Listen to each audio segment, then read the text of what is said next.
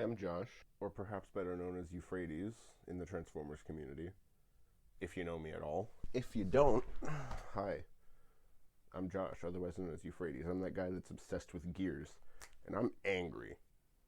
Now, just why am I angry, I hear you asking?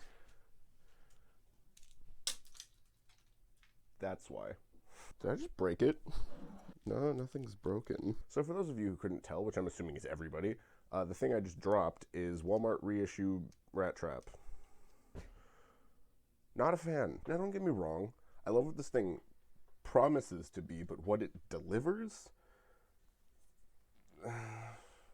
I love reissues, just not this one. But okay. I don't hate this thing, I just dislike some aspects of it. There are positives. One, it's a solid reissue. It looks like the original with a slightly lacking paint job. Two, it's a good mold to reissue. It has great weapon storage, a surprisingly good transformation for a one-step changer, and all around it's just really good for the time. And three, it's the original toy of my favorite Beast Wars character. But it's loose. Like really loose. And I really wanted to give Hasbro the benefit of the doubt here. I thought this was an isolated incident and it was just mine, and I made like a nice tweet about it on Twitter asking if anybody knew how to like tighten up the ball joints. But here's a clip from MGo's review of it having the exact same issue. He can't even get the damn thing to stand up. I wanted to like this thing. I really did. I really like Rattrap. I really like old figure molds, but it's just... I don't see how they messed this up so badly. And I know that Hasbro-based quality control issues are nothing new, especially not in 2021. I am aware of Earthrise. That's why I didn't collect Earthrise. But if this is what they're going to let pass quality control, that's concerning. If that's the standard that they're going to be holding future reissues to, I might have to skip out on buying some stuff that I missed out on in the past. And that makes me sad, because I legitimately want to keep collecting Hasbro figures. But if they're not going to take the time to make sure that stuff's going to come out right, then I'm not going to take the time to buy it. See, I really thought that I was going to be totally fine with paying $25 for this, because I happily forked over $20 for Cliffjumper. The difference being that Cliffjumper was actually worth the money. This godforsaken floppy mess cost me more than some figures I actually like. For example, I got my Earthrise Thundercracker used for $20. I got my Earthrise Optimus at Ollie's for $20. This thing costs $25. Don't buy it. I retract that statement. This thing is absolutely worth the money if you don't plan on ever opening it. If you're one of those people who buys reissues just to keep them in the boxes and like display them, this is perfect for you, because the packaging is cool. I intentionally picked the one with the most beat-up looking packaging because I didn't want to feel bad about opening it.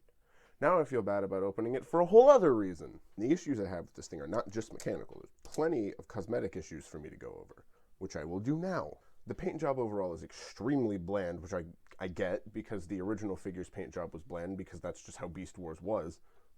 But the G1 mini-bots got so much like repainting and like little bits of like retooling and remolding for their reissues. Why couldn't they have done just a little bit more effort for these? And not only that, but where there is paint, it chips easier than my nail polish. And don't even get me started on the mold issues.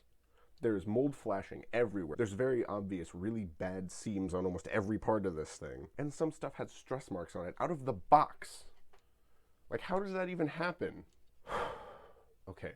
I know I've been getting really heated, but like $25 for this, that is 1.5 times the price of core class Rattrap, which is infinitely better at only $10. I know I made a big deal about the price point in his own review, but like I'm just gonna bring this back to light. It's ridiculous how much this costs.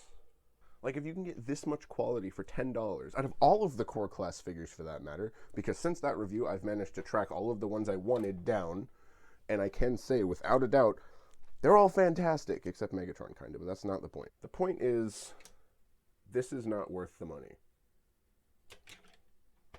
And that's really all I have to say about it at this point. Don't buy reissue Rattrap. Put that money into reissue Cheetor or 2.5 core class Rattraps instead. Just don't bother with this unless you're never going to open it. I almost forgot. I did like a ratings thing in the end of my last video. I don't know. This 3 out of 10. And that 3 is just for the fact that it's Rattrap. Don't buy it. Euphrates out.